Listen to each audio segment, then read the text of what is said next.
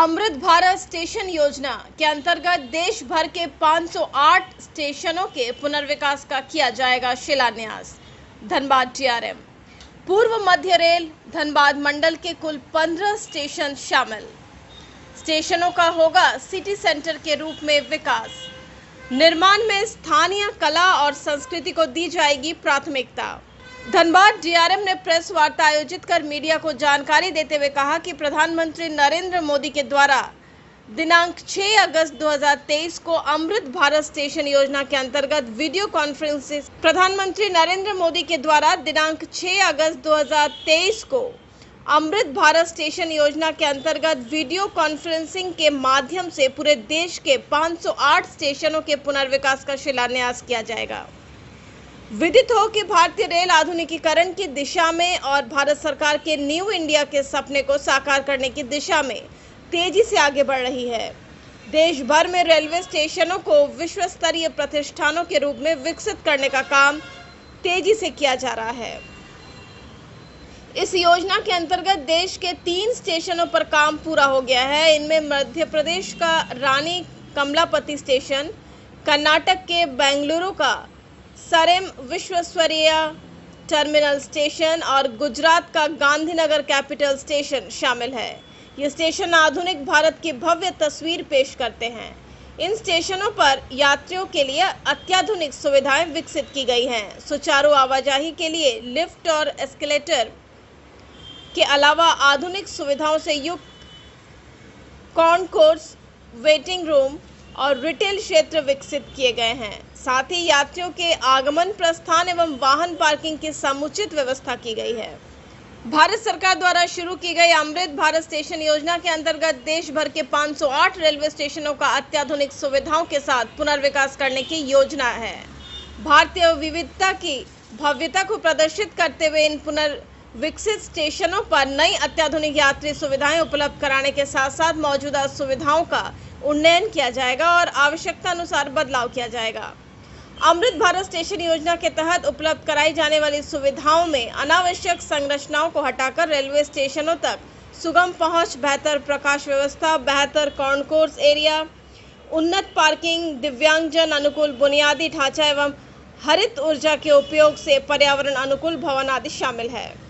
भारतीय रेलवे आधुनिकीकरण की दिशा में और भारत सरकार के न्यू इंडिया के सपने को साकार करने की दिशा में तेजी से आगे बढ़ रही है। देश भर में रेलवे स्टेशनों को विश्व स्तरीय प्रतिष्ठानों के रूप में विकसित करने का काम तेजी से किया जा रहा है।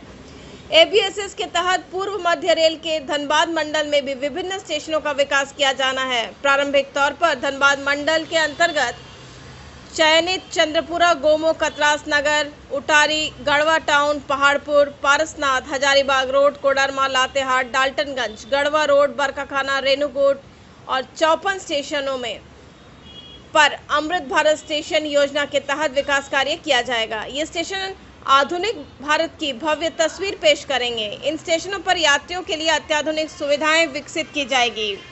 यात्रियों की सुचारू आवाजाही के लिए लिफ्ट और एस्केलेटर के अलावा आधुनिक सुविधाओं से युक्त कॉन्कोर्स, वेटिंग रूम और रिटेल क्षेत्र विकसित किए जा रहे हैं। साथ ही यात्रियों के आगमन, प्रस्थान एवं वाहन पार्किंग की समुचित व्यवस्था की जाएगी। भारत सरकार योजना के तहत देश भर के 1309 रेलवे स्टेशनों को अत्याधुनिक सुविधाओं के साथ पुनर्विकास किया जा रहा है। भारतीय विविधता की भव्यता को प्रदर्शित करते हुए ये पुनर्विकसित स्टेशन नई अत्याधुनिक यात्री सुविधाओं के साथ साथ मौजूदा सुविधाओं के उन्नयन और प्रतिस्थापन से सुसज्जित होंगे।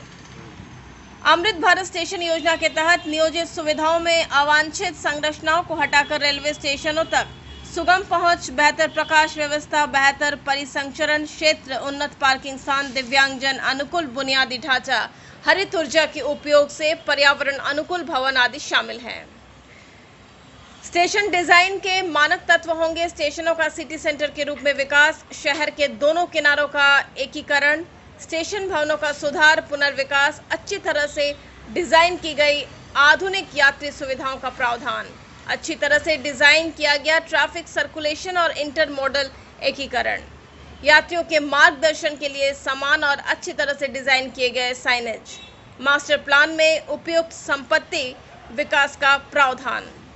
भू निर्माण, स्थानीय कला और संस्कृति। अमृत भारत स्टेशन योजना के तहत धनबाद मंडल के Chandrapura 26.50 crore, Gomo 32.40 crore, Katras 26.90 crore, Nagar Utari 26.30 crore, Garhwa town 25.50 crore, Paharpur 28.10 crore, Parasnath 30.40 crore, Hazaribagh road 28.10 crore, Koderma 30.30 crore, Latehar 24.50 crore, Daltonganj 29.20 crore, Garhwa road 24.50 crore, Barkakana 32.60 crore, Renukoot 31.70 crore, Chopan 30.90 crore की लागत से विकास कार्य किए जाना प्रस्तावित है।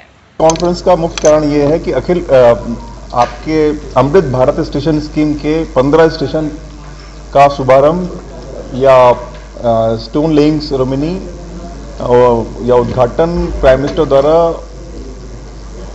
6 तारीख को रविवार को 11 बजे किया जाएगा वीडियो कॉन्फ्रेंस के माध्यम से। स्टेशन पे लोकल कार्यक्रम होंगे 9:30 बजे से 1.5 घंटे का प्रोग्राम रहेगा। उसमें हमारे honourable member of parliament Rajya Sabha Lok Sabha दोनों के, honourable member of legislative assembly और मिनिस्टर्स आने वाले हैं।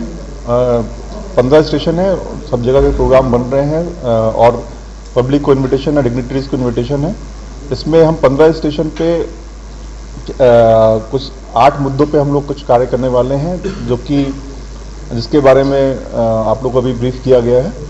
और उन 15 स्टेशन पे उस 8 मुद्दे के साथ साथ आपका एक मास्टर प्लान है, वो हम लोग डिस्प्ले करने वाले हैं कि फाइनली आपका स्टेशन पे क्या क्या फैसिलिटी डेवलप होगी, उसके बारे में आपको राइटअप भी दिया जाएगा। और वो चीज़ों उसके ग्रैंड इनॉग्रेशन के लिए आप लोगों को बुलाया गया है ताकि आप लोग को ब्रीफ किया जा सके। सर कौन कौन स्टेशन है सर?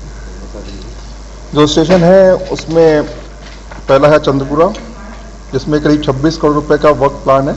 गोमो स्टेशन है 32 करोड़ रुपए का है।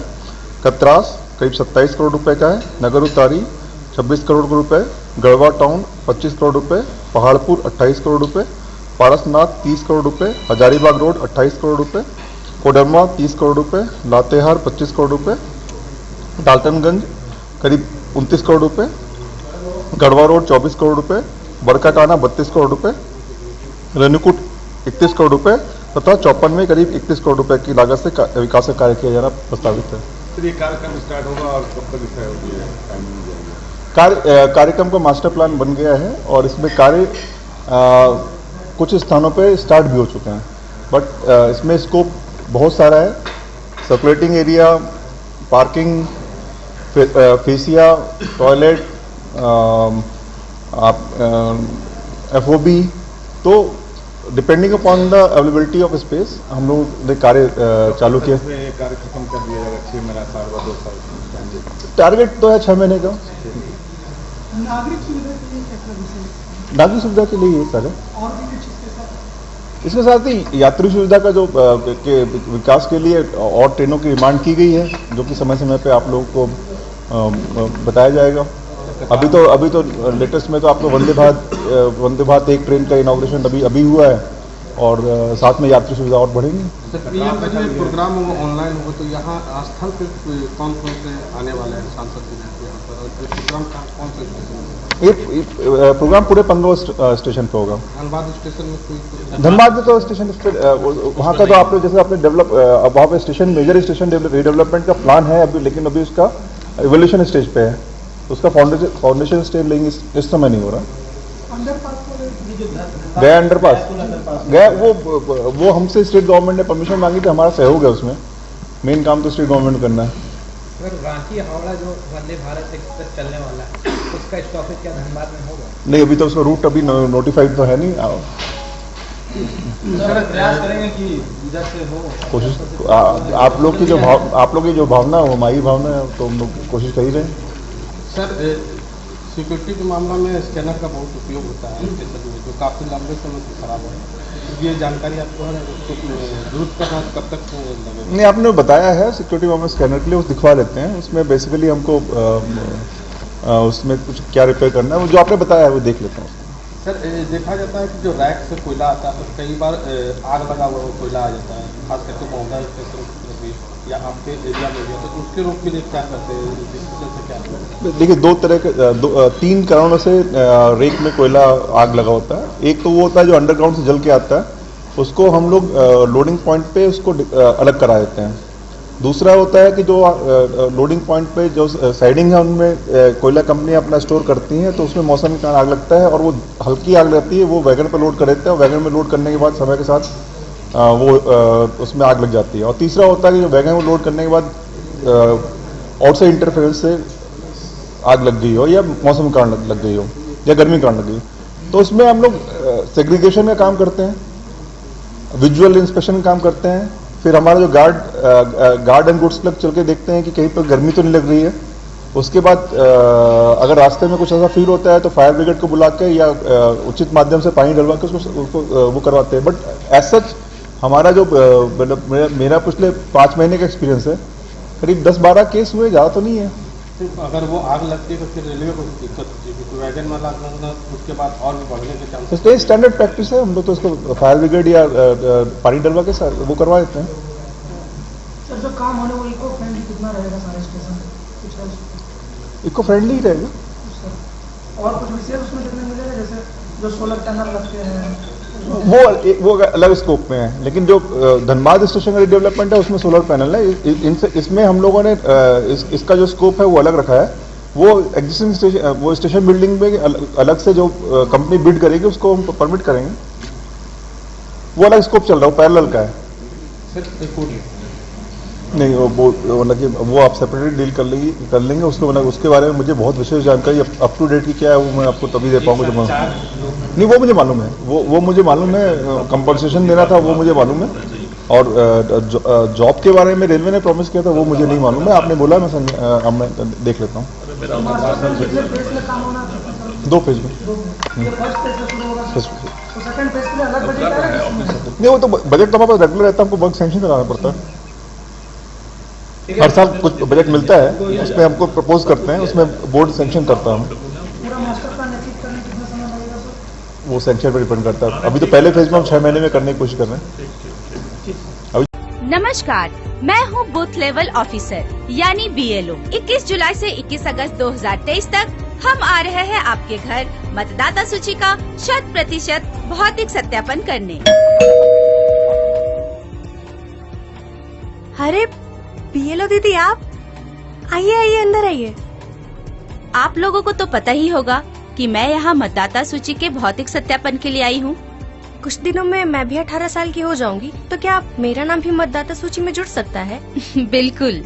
1 जनवरी 2024 तक यदि कोई 18 वर्ष का हो रहा हो तो वो अपना नाम मतदाता सूची में शामिल करवा सकता है। तब तो इस घर में एक और मतदाता बढ़ गया। दादी जी का नाम मतदाता सूची से हटवाना भी तो है। हाँ माँ। जी हाँ, 21 जुलाई से 21 अगस्त तक सशक्त और समावेशी मतदाता सूची के निर्माण के लिए बूथ लेवल अधिकारी घर घर पहुँच रहे हैं। उनका सहयोग कीजिए और सही जानकारी देकर लोकतंत्र को मजबूत कीजिए। अब तो प्रभु जी प्योर फूड आ गया है धनबाद में। मिठाई, नमकीन, चाट, साउथ इंडियन, चाइनीज से लेकर सात्विक भोजन तक सब मिलेगा। प्रभु जी प्योर फूड, चलो कुछ प्योर खाते हैं। प्रभु जी प्योर फूड अब आ गया है मेमको मोड़